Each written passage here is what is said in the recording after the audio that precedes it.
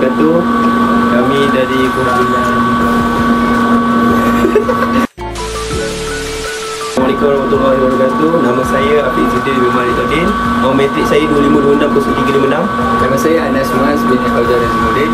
Nombor metrik 25260281. Nama saya Muhammad Hakim Beriman bin Zulkifli. Nombor metrik 25260320. Asnawi bin Syaidan. Nombor metrik 25260551. Okey, kali ini kami semua nak menerangkan kepada anda semua apakah itu penyakit ADHD ataupun lebih kurang dan lebih sedang untuk korang faham masalah hyperaktif. Okey.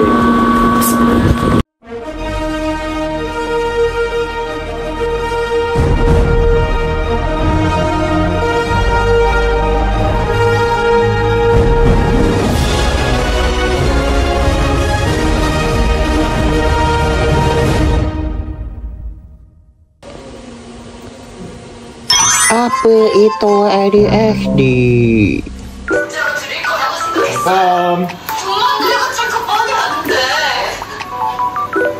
Bangun. Selamat pagi, cikgu. Selamat pagi, cikgu. Waalaikumsalam. Okey, murid-murid semua boleh duduk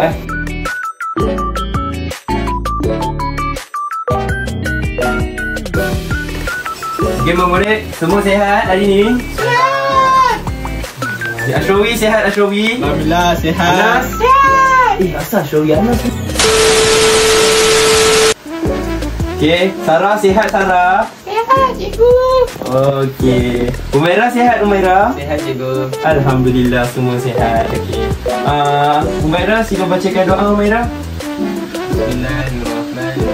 Okay, hari ni kita nak belajar apa? Murid tahu tak? Tak tahu, cikgu. Oh, tak tahu. Okey, hari ni kita nak belajar ini. ABC dan juga alif bata. Maksudnya ABC ni sama je dengan alif bata. Okey, cuba sebut A. Cuba sebut B. Cuba sebut C. D. Sebut semua sekali. A, B, C. Okey, pandai.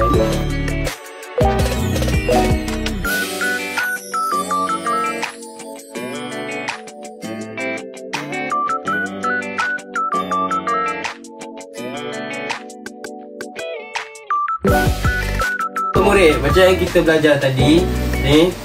Lepas tu hari ni kita akan belajar alif bata lepas ABC ni. Syawi, kenapa? Syawi pula. Okey, macam yang kita nampak kat depan ni, kita ada huruf, 3 huruf ni, A, B, C dan juga U. Dan juga ayat lebih alif bata. Sarah? Kenapa Sarah? Bosan lah, cikgu. Kan cikgu tengah mengajar kat depan ni. Ya, bosan. Tak ada hormat cikgu ke? Ya. Duduk! Tak. Duduk! Wah, budak-budak sama sekarang ni beradab sungguh. Cikgu. Okey, kita sama Okey, hari ni kita habiskan kelas awal Jangan lupa siapkan kerja rumah Apa yang cikgu bagi, esok cikgu nak tengok dan kita nak bincang sekali dalam kelas. Faham? Cikgu. Faham. Okey, boleh bangun semua. Okey, Assalamualaikum warahmatullahi wabarakatuh. Waalaikumsalam. The next day. Sarah, kau dah siap belum pergi sekolah? Siapa? Hei Sarah, kau dah siap belum pergi cikgu lagi? Oh, belum dah siap, bro. Dah siap ke? Dah siap kan? Oh, dah siap. Aku tak siap lagi. Aduh, macam mana ni? Assalamualaikum murid-murid. Maaf cikgu lambat tadi. Salam. Ni buku Maira lah. Mana dia? Ni buku Maira. Ni buku Maira lah. Mana dia? Ni buku Maira. Mana dia? Apa korang ni bergaduh-gaduh pasal buku ni? Ni buku saya, cikgu. Ya ke buku kamu? Ya. Mari sini, saya tengok. Jangan. Ini tulisan Humaira ni. Awak curi buku dia Mana ada saya curi? Awak dah siap belum buku yang saya suruh buat semalam? Mari sini, saya tengok. Oh, awak tak siap lagi. Kenapa awak tak siap? Kan saya dah suruh hantar. Awak ni memang tak faham bahasa Lepas hari tu lagi saya tengok awak.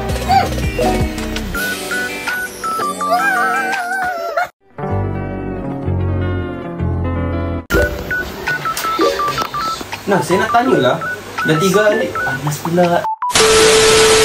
Humaira, saya nak tanyalah. Mana si Sarah? Dah lama dia tak datang. Dah 3 hari dah ni. Saya pun tak tahu lah cikgu.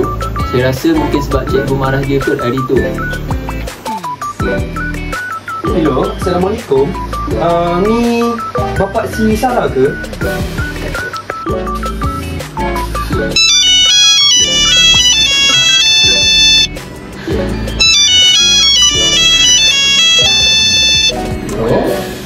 Salah.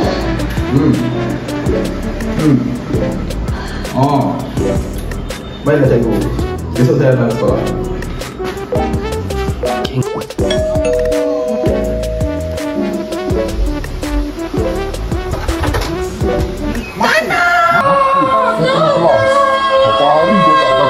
Bahaya kamu.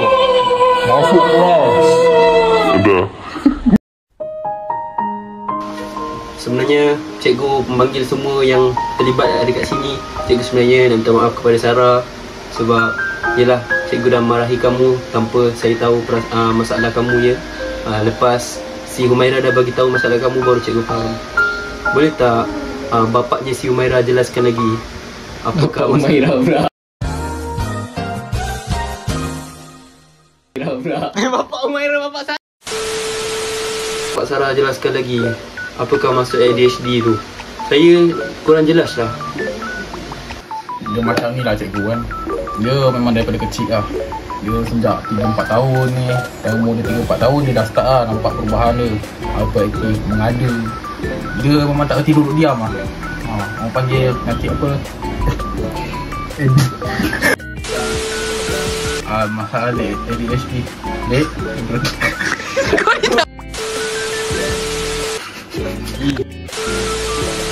ADHD. Aku lesing kau ni sekarang. Penyakit ADHD ni dia lebih kepada macam hyperaktif lah kan. Macam yang cikgu tahu lah. Bila saya boleh sampaikan sebab dia macam ni. Minta maaf cikgu kan. Okey. Kesimpulan ADHD atau dikenali sebagai Attention Deficit Hyperactive Disorder. ADHD ialah satu gangguan neuroperkembangan yang bermula sejak zaman kanak-kanak dan boleh berterusan hingga dewasa. Melibatkan 3 ciri utama. Masalah perempuan, mudah hilang fokus, susah siap kerja, cepat lupa. Kedua, hyperaktif, sentiasa gelisah, banyak bergerak, suka duduk diam. Ketiga, impulsif, buat sesuatu tanpa fikir panjang, suka potong percakapan, susah tunggu giliran. Kesan ADHD tanpa sokongan. ADHD boleh menjejaskan prestasi akademik, kerja, hubungan sosial, keyakinan diri. Contoh rawatan dan sokongan yang kita boleh lakukan untuk mengatasi masalah ADHD ni antaranya ialah terapi tingkah laku, struktur harian yang jelas, senaman dan teknik fokus, ubat jika disyorkan oleh doktor pakar, dan yang terakhir pemantauan dan sokongan keluarga. Ada satu tinggal. Apa? Punca ADHD tidak ada satu punca khusus tetapi ia berkaitan dengan faktor genetik, cara otak berkembang, persekitaran. Contohnya pendedahan toksin ketika masa kecil. Okey. Jadi Akil sebagai bapa, apa yang tindakan yang awak perlu lakukan sebentar saja tadi? Saya pertama sekali saya kena bersabarlah dengan dapat kena redha lah kalau kita dapat anak macam ni. Jadi kita kena didik dengan cara yang baik, kita tak boleh berkasar dengan dia. Okey. Untuk Anas, macam mana kalau Anas dapat rakan yang begini? Main. Oi. Macam mana boleh dapat macam mana nak kawal dengan kawan macam ni? Kita kena kawal lah emosi kita. Kita tak boleh marah dia. Kita kena beri sokongan untuk dia. Macam yang kita boleh tengok tadi kan, seorang guru mendapat murid yang ADHD lah kan. Jadi si Sarah ni di murid tahun 1, sangat aktif dan suka duduk diam dalam kelas. Pendidikan Islam, macam kita belajar tadi Alif Bata, ABC, boleh lah tu kan. Okay, jadi masalah utama Sarah ni, dia dapat beri tumpuan lebih daripada 3-5 minit semasa pengajaran. Jadi simptom dia sebab apa? Yang pertama, mengganggu rakan semasa PDP. suka bangun dan berjalan tanpa keperluan, melakukan tugasan tidak selesai dan juga emosi cepat berubah apabila diminta suruh fokus. Jadi punca berkemungkinannya mungkin sebab sistem kawalan impuls yang lemah, mungkin rangsangan bilik darjah yang terlalu tinggi, panas, kaedah pengajaran tidak sesuai. Maksudnya guru tidak memberi kaedah pengajaran yang tidak sesuai untuk anak murid tadi lah. Jadi okey, kita pergi kepada 3 soalan yang Ustazah berikan.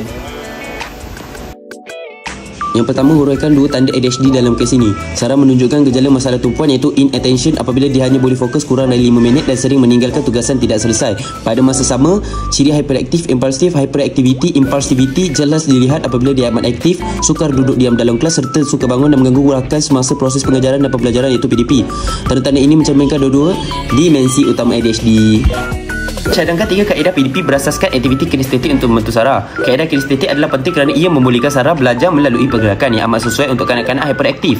Pembelajaran stesen menyediakan saluran pergerakan yang berstruktur. Bahan manipulatif pula membantu memanjangkan tempo fokus Sarah kerana ia melibatkan sentuhan fizikal.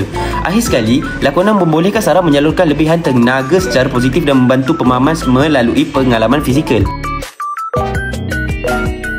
Terakhir, apa bentuk ganjaran yang sesuai digunakan untuk mengurus tingkah laku? Bentuk ganjaran yang paling sesuai ialah token ekonomi, iaitu token ekonomi di mana Sarah menerima token fizikal. Contohnya, pelekat atau bintang. Secara serta-merta setiap kali dia menunjukkan tingkah laku yang baik. Token ini kemudiannya ditukarkan kepada ganjaran aktiviti seperti menjadi pembantu guru yang diberi peluang bergerak atau masa rehat tambahan bagi memenuhi keperluan pergerakan Sarah. Pujian spesifik dan maklum balas positif juga penting untuk mengukuhkan tingkah laku yang diingini.